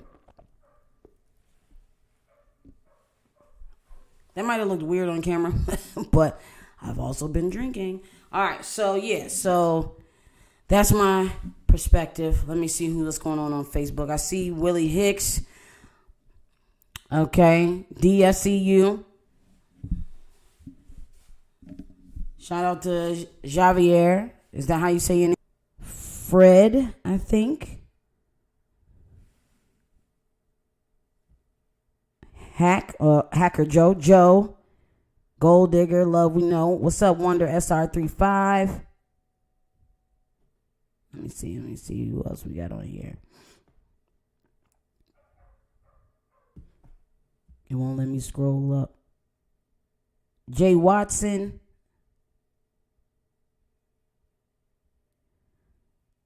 Uncle GG89. I used to think your thing said Uncle Greg. Love Bree Janelle, Jacob, Viking, Lauren, Beyonce. Oh, I like that. Beyonce. Okay. So, yeah. That's all I wanted to say today. I just wanted to give y'all my perspective on the difference between your client's perspective and your perspective. And to wrap it up, it's just basically be careful. Be careful not listening to your own perspective, because your perspective is based out of your expertise. And if your client is not a part of your industry, they don't have the same expertise as you. They don't have the same experience as you, which means they don't have the same knowledge or thought process as you. So what's most important to them might not make most important to you. To wrap that part up, I worked security at a church, and I'm so used to doing security that I forgot to smile. So somebody had to go, hey, you should smile a little, to blend in a little bit more, smile and whatever. And I'm like, yo, I'm on the job. Ain't no smiling, But then I had to go, you're right, because the climate, the atmosphere, you don't want people to just be like, yo, they got them weird security officers. So you want to be able to blend in. But that wasn't what was most important to me. So I didn't do it. I didn't think about it. And that wasn't because I didn't want to smile or I didn't want to say hi. It's because my expertise was stuck in security. My thought process and my perspective was stuck into the security realm of things. It wasn't stuck on the church people kind of thing. So you got to be able to balance that out. Their perspective and your perspective, you either can merge them, or you can tell them straight up, your perspective don't count here. I don't suggest you do that because that might cause problems in your stuff. But me, I'm like, yo, yeah, what's good, Willie? Your perspective don't count because I know your perspective not based in security. And after this situation, because I haven't had the chance to talk to that person about what they did. So I'm going to let them know, plain and simple. I've told you time and time again, if you want my officers to do something, you want to move them, you want to switch things around, you need to talk to me first. There's no moving around that. You have to talk to me first if you want my officers to do something. Unless it's an emergency, hey, I need you to come here, somebody fell. Hey, I need you to come here, somebody's bleeding. That's different than just taking a person off the post that they were assigned to and moving them to another post. This person took somebody off a post they were assigned to, put them on a post that they weren't trained for, with a hearing aid next to a speaker, and put an only armed person they had on a stagnant post and took them from the egress and watching the door and watching the park. Bruh, your perspective obviously ain't security first. It's got to be optics or something.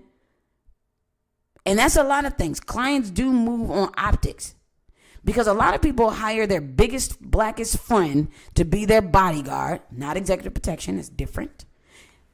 They hire their biggest, blackest male friend as their bodyguard because of optics, not because of security.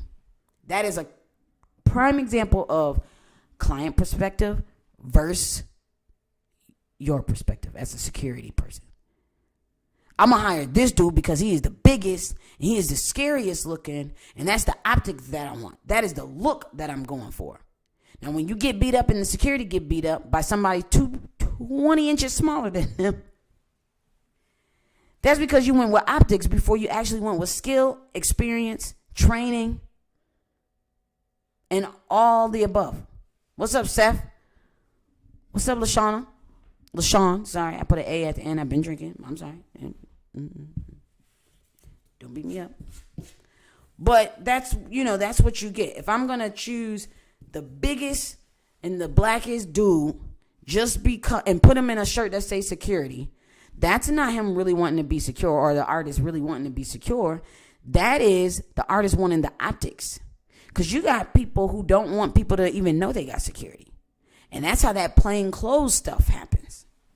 Because they don't like the optics of looking like they have security. A lot of churches won't have security because they don't like the optics of it looking like they need security. You need security, period. It's people walking up in church, having Bible study and shooting everybody. You need security.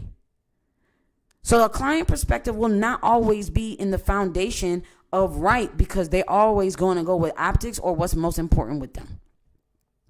So this is just a little lesson from me. I'm about to be 4 years in this business as an owner.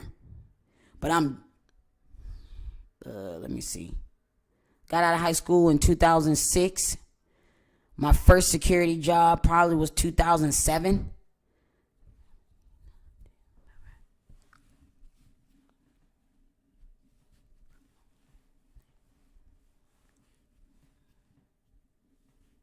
Bro, I'm over 20 years in this game. I'm never going to listen to somebody who don't do this. I might add that into my little spiel when I talk to this dude about what he did with my officer. Bro, I'm 20 years in this game. Don't let the height or the boobs fool you. I'm not to be played with when it comes to this. This is what I do. This is what I breathe. This is what my brother, police. My father, police. My grandfather on both sides, military. My father, Marine. My brother, Army. I'm too fly for people to be telling me what to do, so I didn't go in the military. That's just not my thing, okay? My mother, on a different scale of protection, pastor. She shepherds people, protects them in the Lord's name. So protection is in my blood. I don't have time to be listening to somebody who actually does construction as a living, or who actually does hairstyles for a living, or who actually does janitorial work as a living, and they're going to tell me what to do with my officers. That's not how that's going to work. That's not how that's going to work. Not ever, not at all. To the people who are just now starting out in this game, and to the people who are just now getting clients and they're starting their new security company, this is a lesson for you. Go ahead and save this, play it back, because you're going to get that one client that tries you and has you doing all kind of stupid stuff. That even goes to things that are almost illegal. Don't have your client having you do stuff that's illegal, doing dumb stuff. Look at Megan. I don't know all the details because I think everybody lying. But her security officer supposedly wasn't there. She was out on her own, which is her prerogative. She could be out on her own. They're human beings too. Celebrities are humans too. But that one time she was by herself, she got shot in the foot by another celebrity. Think of the driver. If this wasn't an Uber driver and this was an actual driver, think of their thought process. Like, yo, what the? Not in my car. Because you see, I ain't seen no news articles about the driver. The driver didn't make no statement. I ain't see nothing. I don't know if the driver testified in court, but I didn't see the driver making no statement social media wise. So that to me tells me that this was actually somebody that either worked for that dude, Tory, worked for the dude, like in the fold and knew better, or signed a non-disclosure. I make all my officers sign a non-disclosure. I make them sign non-competes, non-disclosures, all of the above, because I don't got time for people to play games. And I don't got time for clients to play games either, right? So your perspective as an expert, if you're an expert in credit, if you're an expert in cleaning, today, what do you call them?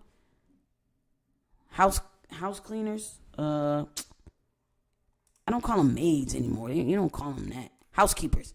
Housekeeper came today. There was something on my floor. I know I spilled something. I don't know. I was like, I don't know how to get this up. What's best? I deferred to her expertise instead of trying to use whatever was in my house to try to do it, because I knew that is not my expertise. So my perspective on, let me just use soap and water, let me just use bleach, that's bad. Just like little boys, their perspective on washing clothes be horrible. The clothes come out bleached, the clothes come out shrinked, but all they know is I did what my mom said. My mom said do the laundry, therefore I did it. That's their perspective. Get it done. It's their perspective. Not get it done right, but get it done. So everybody's perspective based on their knowledge, their expertise, what's most important to them. Little boys is most important is getting back to whatever they was doing before their mom made them clean up. So they're never going to actually have whatever is most important to the mom, which is getting the clothes done, folded the right way, as their forefront perspective. Like seriously. Moving my officer from their actual post to a post that they weren't trained for, which that person didn't even know that. But again, they didn't talk to me first. Moving that person to a post they weren't trained for, to a post that is actually makes us hearing impaired, and that person actually had a hearing aid, and you move someone with a hearing aid next to a speaker, and they're the only armed person, and you took them off a patrol post to put them on a stagnant post, and that's the only armed person, the only person who is supposed to be stopping people from coming in the wrong way. Like, come on. That is just an example of clients' perspective are not always right. That myth, the customer is always right. I'm going to say it again. Now, this is what the whole episode is about. Clients are not always right. Customers are not always right. It's a myth that was made up by salesmen who was trying to get over on somebody. Whether they was trying to get over on the other salesmen, their employees, or the client, they made that up and they was getting over on somebody.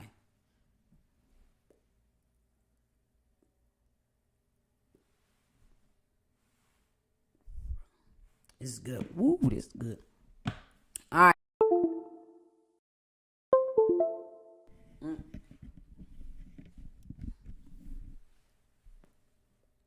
Customers are 99% wrong. 99% wrong. Customers are 99% wrong. 99% of the time. 98% wrong. Sorry. Drinking. 98% wrong. 98% of the time. So you cannot let people put your people or you in danger. You can't do it.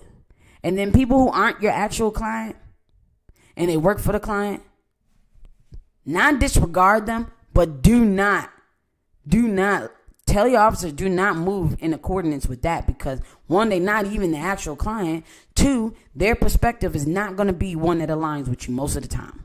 Now, you get some special people who do align with you, but most of the time they don't.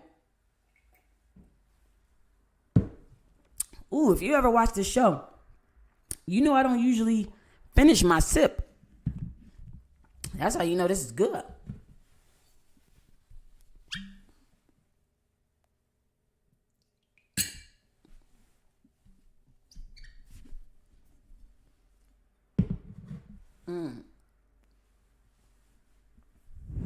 So, yeah, G, you're right. 98% of the time, 98% wrong, 98% of y'all. Oh, what I got? Oh, you just tuned in, so I'm to you. But today we got Long Branch by Wild Turkey.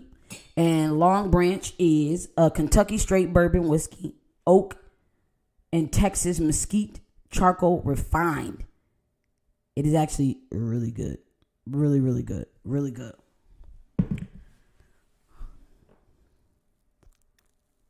And because you just tuned in, maybe other people just tuned in, the new bottles that I have starting today are available for sale. So if you want a bottle of what I have, they're specialty bottles. They're not actually offered in a lot of stores. I have a new sponsor. And by the way, the guy that's talking to me right now, G Tactics _ Protection LLC, is also the owner of Zinc Arms, which is the store I was talking about a little earlier in the podcast. He's the owner of G Tactics Protection and also Zinc Arms, the gun store. So we will be having After Hours Day. In case you don't know, that is the name of my security company, After Hours Security. We will be having a live broadcast at the store. You'll be getting a discount on products. You'll be getting a discount on firearms, but you got to come the day that we're there during the live broadcast to participate in those discounts and show your love to a black-owned FFL in Maryland, black-owned podcast, black-owned security companies. All this black on black love that we're going to be having that day. I am hoping to have like food, do it cookout style, do a whole thing. So y'all make sure that y'all stay tuned with me and know when that date is coming up. We're trying to wait till the weather levels out so we don't have to be guessing if it's going to rain, if it's going to be cold. Like today was cold, the other day was hot, it was raining. It's just ridiculous. So maybe in May we'll be doing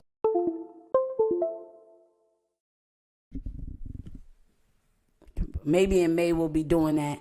Hopefully, I'm trying to do the first Monday in May or the second Monday in May, and we'll be broadcasting live from the gun shop And we'll be giving away 10% off this, 5% off this, whatever it is that they decide that they could do for us. Will be greatly appreciated. My students, my viewers, and my students will be able to participate in that. And, we'll have different people jumping on because we'll be broadcasting live. We'll be eating. We'll be dancing. Might be a little line dancing out there. I don't even know.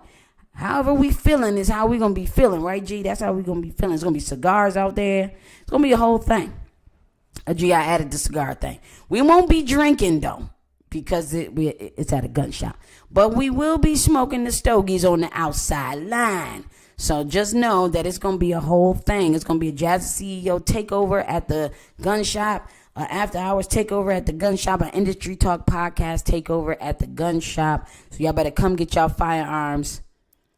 All my students that don't have their firearms. Oh, he just said I'm getting a new smoker for the food. We in there like swimwear.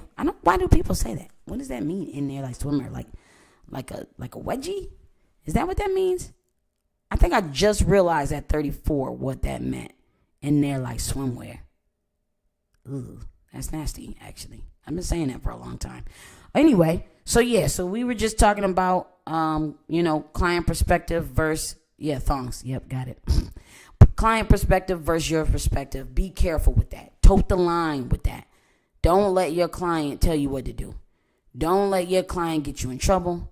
Don't let employees of the client tell you what to do. Don't let employees of the client get you in trouble. Because at the end of the day, when something goes down, when something goes wrong, when something happens, they're not going to look at that person that told you what to do. They're going to look at you because you are the security provider, the security vendor, the security expert, the security, whatever you've ever called yourself, they're going to throw you under the bus and call you that too. So just don't do it. And if it's a conflict, handle the conflict. Starting out, I didn't have a SOP on stuff like this. Every time something happens, I revamp my SOP. I revamp my contracts. I revamp my employee handbook, because all these things are living documents. Just like you live and breathe, these things that protect you from liability should live and breathe as well. They should grow on pages as well. They should be added to as your experience is added to as well. Like there's something in my handbook that says something about colored hair. And I have an individual who is a great employee, but they always have colored hair. And I had to explain to her, you know what? I'm going to put some sort of disclaimer under that. I might change the wording because you're not wanted here because you have colored hair. But if I have a client from the get-go who says I have a certain look that I want, I don't allow discrimination. But if a client has if it's a corporate office and their employees don't even have colored hair, then I have to be able to give you a chance to say, listen, you can work this, but this client doesn't want blue, red, green hair. You have to have natural color hair, right? Now, that's a slippery slope, but if I let you know ahead of time, that's your choice to say, yes, I agree to this. No, I don't. Now, these companies that be firing black girls for this, that, and the third, that's why the lawsuits happen, because you didn't have it. I've had to part ways with a company because the supervisor told me no matter what the client is always right. And I told him that's not true. I'm glad you parted ways, because those type of bosses, those type of owners, they just want the money. They don't care about the well-being of their officers. I'm not mad because the man told my officer what to do. I'm mad because what that man told my officer to do could have put my officer in danger, because I'm people first. I'm people first. Yes, I got a smart mouth. Yes, I will yell at you. Yes, I will get smart with you. But I love you because I'm people first. I'm hard on my people because I want you to be good at what you do. I'm not going to baby you through processes. I'm good. I'm people first. Clients are not going to be your people first. That ain't their job anyway. So they're going to tell you all kinds. I need you to stand here. I need you to do this. I need you. What? Why would I be standing here? Why would I be? I had clients. I don't take certain contracts because they'd be having like, somebody was like, yeah, I got 1,000 people coming. I want one armed officer. Client perspective versus my perspective. The most important thing to that client was how much it cost. Most important thing to me was, first, how's this officer going to use the bathroom? Second, how's this officer going to watch 1,000 people? Third, if there was a medical situation, a fight, an argument, anything, and this person is responding, who else is going to be watching the event? Nobody. So no, you can't have one of my officers go somewhere else with that stupidity. This is why we work great together. This is why we work great together. You talking about the smart mouth stuff?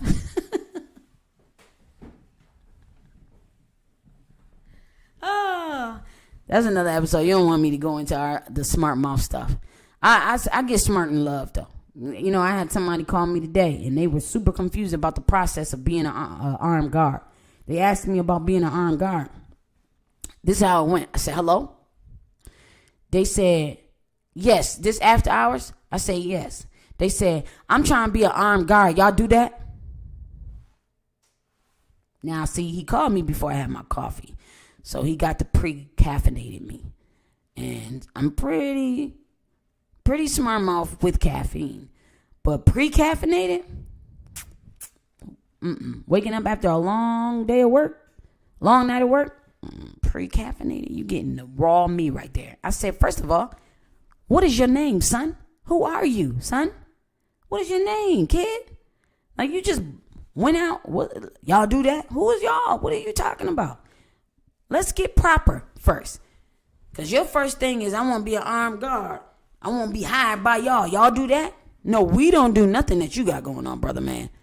Ain't nothing that we do you can do. You don't got no, sir. And I said, I'm either going to give you another chance to start over, or I'm going to hang up, and then you could call back when you got some sense. I don't know this kid. I don't know this person. But that's what I said. Because you're not about to call, not even introduce yourself, and tell me something, I want to be an armed guard. Come to find out, he can't even be an armed guard today. Even if he took the class today and passed the test, because he don't even have a guard card. He never even took a security guard class. Then come to find out, the company that he worked for gave him a security guard card application, never even put in the application for him.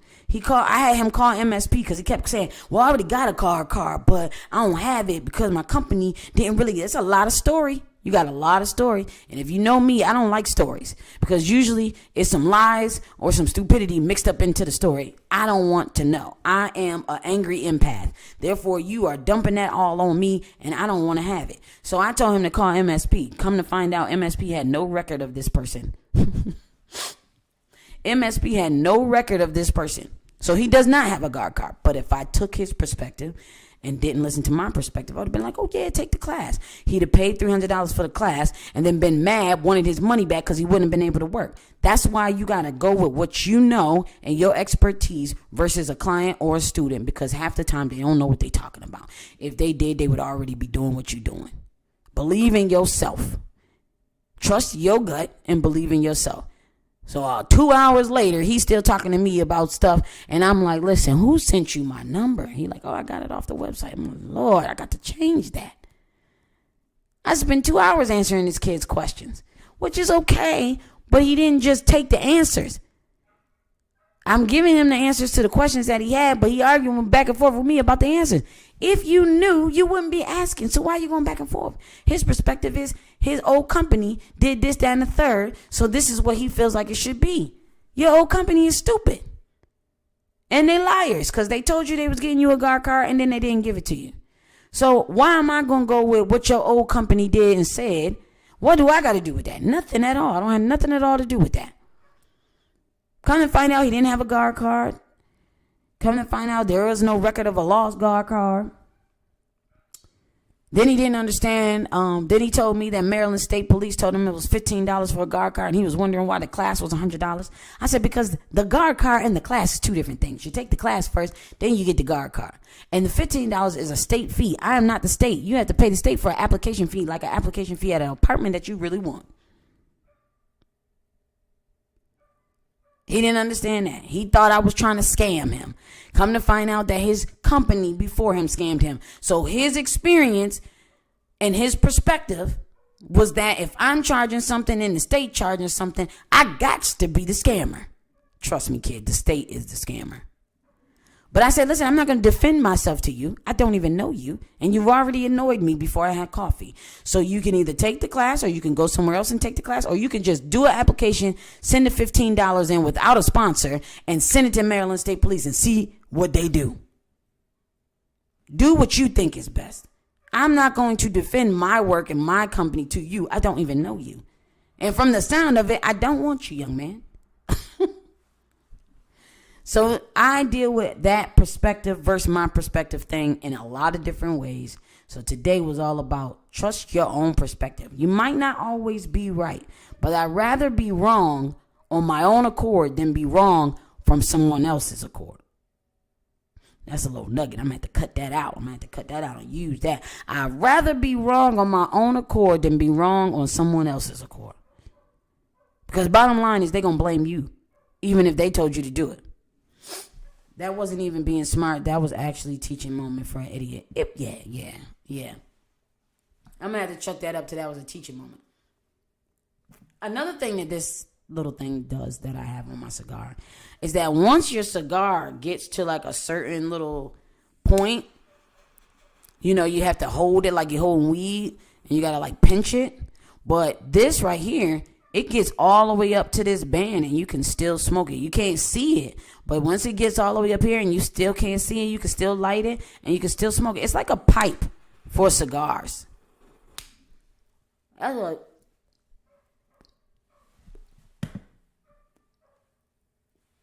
it's like a pipe for cigars. So once it gets to a certain kind of thing, you holding it and you're looking all stupid and you're like, because I'm a cigar smoker that would like to smoke. If it's a good cigar, I would like to smoke the whole cigar. I paid for it. I want the whole thing. I don't want to be, sorry.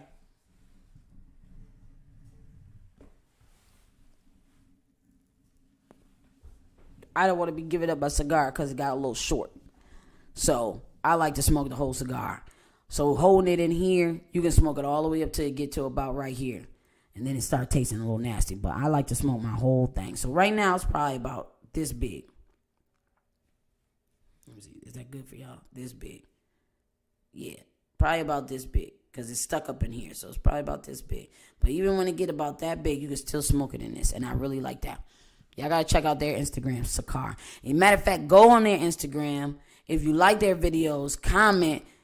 At I am Jazz, the CEO sent me here, so they can send me some more products. Cause they got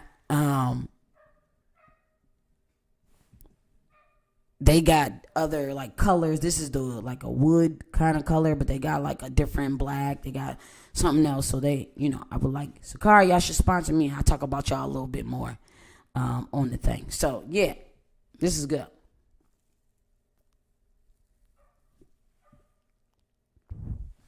This is good, and this Wild Turkey what did I say it was? Long Branch. I wanted to say Yellowstone for some reason. I don't know. If y'all watched the show before, y'all know I don't never finish my drink. Gotta go get my workout in. Great insight. I'll holla. I ain't heard that in a minute, Willie. I'll holla. All right, Willie. Tomorrow, Willie, we doing paperwork for this fight night. So tomorrow I'll probably be doing a live on paperwork inside of the training app. So make sure you be able to tune in on there.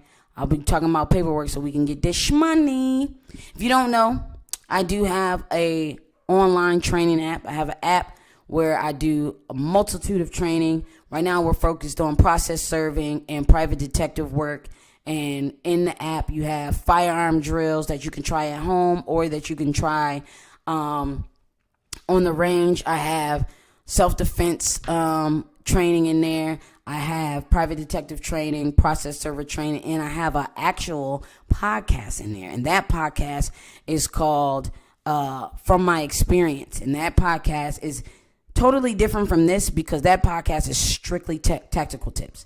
That podcast is about my actual contracts, my process serving. Like I'm actually talking about actual things that happen, tactical tips on what you should do and what you should do. So that podcast is only available inside of my training app called the Protectors Club. So if you want to get that, you can DM me for that, because you can train with me no matter where you are, Texas, Florida, Ukraine, whatever it is. You can train with me in that app. Those people have about 24-hour access to me. I answer questions. I help with training. If they're doing something with a different company, me and my neck always fighting. But, so I do a lot of training in that app.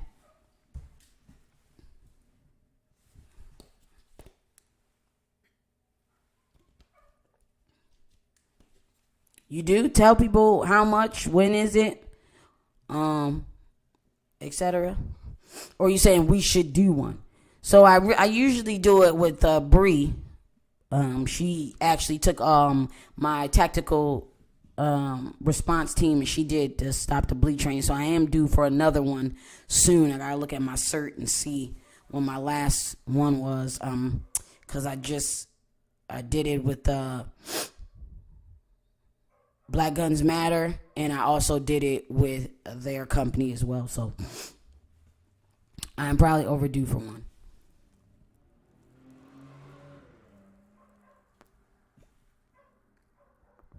Especially because I got 2 festivals coming up, June and August. So I do need my officers to be trained in that. And to go back to training, I already know when I tell this client's employee about himself, about moving my officer and didn't get permission to move my officer. And if I say that this person wasn't trained to be in the position that you put them in, they're going to be like, oh, well, I thought we got all trained officers, because they don't understand security. They don't know that EP agents are different from building security, and building security are different from EP agents. They don't know that. So I already know that their answer is going to be, I thought we got all. So you're saying that we have some untrained officers here? No, we got untrained officers who are what you did. You put them in a position that they weren't trained for. That's something you did. So I already know I'm going to have that argument. And I can just explain this. I have regular officers and I have EP officers. And EP officers are trained for different things than regular officers. Could all officers and all EP people be trained on the same thing? Yes, it's possible. It is possible that you can have all the same training, but not everybody's going to invest in the same training. So you have to use people with the training that they have, or the training that you're going to give them, or you have to use people with what their strengths are. This stool's starting to hurt my little bum. Time to go. Is it 9 o'clock? Oh, 9:02, y'all. I'm about to be out. Gotta go eat. I want to eat because I be eating too late. So now I gotta stop that. On Mondays, I be eating after the show, and it be like 10 o'clock. All right, so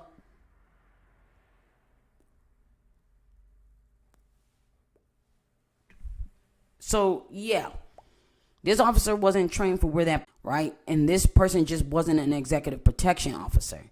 So this person shouldn't have been in an executive protection detail, and that's why I didn't put them in one.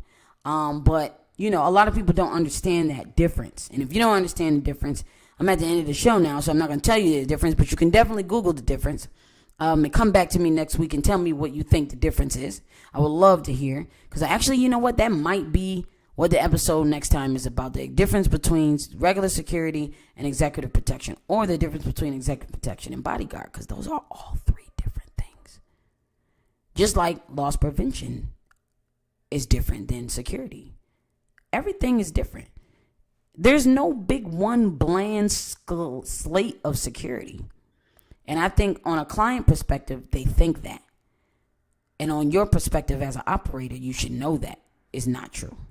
Just like on a client perspective, they think they're right because they the client, they the customer. On an operator perspective, you should know that's not always true. 98% of the time, they 98% wrong. That's another little tidbit we got to get out of there. 98% of the time, the client is 98% wrong. That's good, G. That was good. All right, y'all. Thank y'all for tuning into another great episode of Industry Talk Podcast. Today's episode was about client perspective versus your perspective. I hope I dropped a little bit of gems to take you on your way for the rest of the week. Thank you for smoking with me. Thank you for drinking with me. Thank you for talking to me. I appreciate y'all.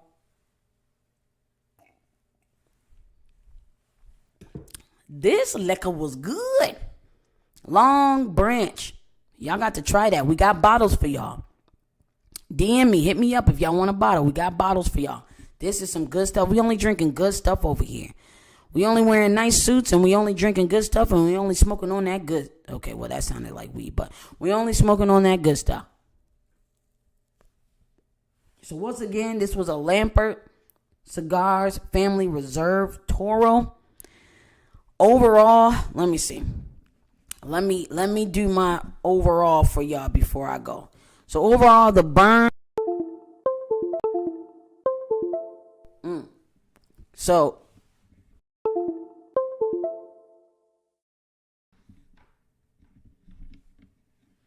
overall, the burn, I want to say, almost straight as an arrow, but not crooked as a politician. So I put it in the middle. The draw was not golf ball, but it wasn't a snorkel. So I'm going to put it right between just right and golf ball. Smoke time probably took me about, let's say 2 hours to smoke this, but maybe an hour and a half because I was talking a lot. The strength for a freaking Connecticut, the strength was actually really high. So I'm going to put it in between lightweight and better eat something before. The value, the choices are they are proud of these or bang for the buck. I want to say bang for the buck because I think the MSRP is like $10 and I think this $8 to $10 and I think this is a good $8 to $10 cigar. The band looks like this. You can't really see it, but it's like gold and black, and it's got the thing. So it's not dead sexy, and it's not plain Jane, so I'm going to put it in the middle. And the overall enjoyment is the choices are just or I need to change my pants. So we're going to put it next to just all right. It's not just all right, but I'm not really a fan of Connecticut, so I'm going to just put it there. Then the pairing is Long Branch, Kentucky whiskey. Straight bourbon.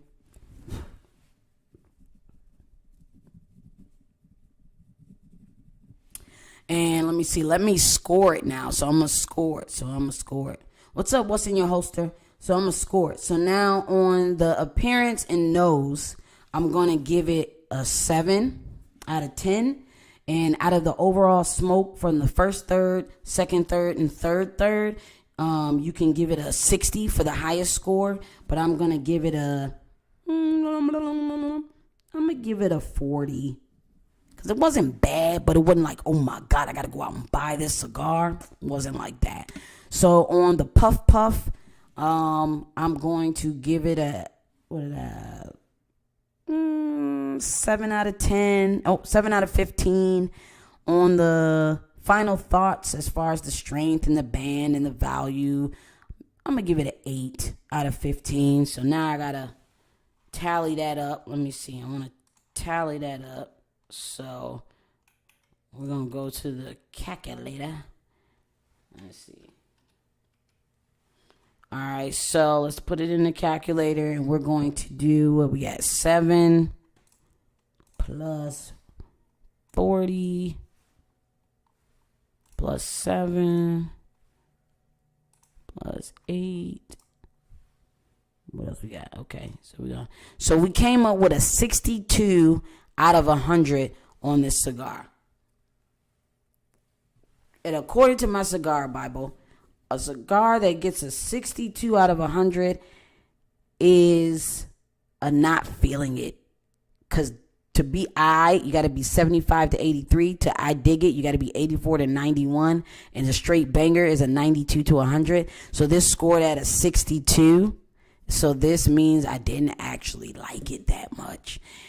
And I got to say, it's a right? But everything, what you got to understand about smoking cigars is everybody's taste buds are different, just like food. Your taste buds are different. Your palate is different. You're going to like something that your friend doesn't like. Your friend's going to like something that you don't like. I don't really like Connecticut's. My favorite rapper and binder and all that, that's is Nicaraguan. This is Dominican, so it's, totally different from one another. So just because I don't like it that much doesn't mean you won't like it that much. So I just want to say that it's earthy, tastes like weeds or grass, honey, spice, very it's very strong for a Connecticut. So if you do want to try it, that's a Lampert Cigars, Family Reserve, Toro. So you might want to try that. Now the Long Branch, I recommend that. I might have another swig while I'm uploading this to Spotify. So this was actually really good. Really good. So tune in next Monday, 7 p.m. You can watch it live on YouTube. I'll be live on Facebook. I'll be live on IG. And then you can hear it or play it back on video on Spotify, because I am a video podcast on Spotify. All podcasts aren't video on Spotify. Long Branch. Spotify, but I am. So you can check me out whether you're driving home from a hard day work. You can listen to me, or you can watch me while you're cooking dinner for your family. Either way, check out the podcast. Check out the Instagram at Industry Talk Podcast so you can see what we're drinking and smoking on next week and what the topic will be. And then you can follow me at I Am Jazz the CEO on everything. I'm talking about everything, okay? If you want to know more business stuff, you can follow me on LinkedIn at Jasmine Lee, JasmineLee. I talk about straight business stuff. My company's hiring, things like that. That's on LinkedIn, Facebook, and everything else, Twitter and everything else. Instagram, I Am Jazz the CEO. If you want to know about our gun shop event, go to www.afterhoursecurity.com and sign up for the newsletter, because you get safety tips, you get job stuff, you get event stuff sent directly to your email. So if you want to do that, definitely do that. If you want to train with me and do it from the comfort of your home, definitely join the Protectors Club, which is my online training app. You can hit me up and ask me for the link, or I'll put it inside of the comments on these live streams. Whatever is best, I'll do that. But other than that, you can hit me up at any daggone time. Okay? So I see y'all next time.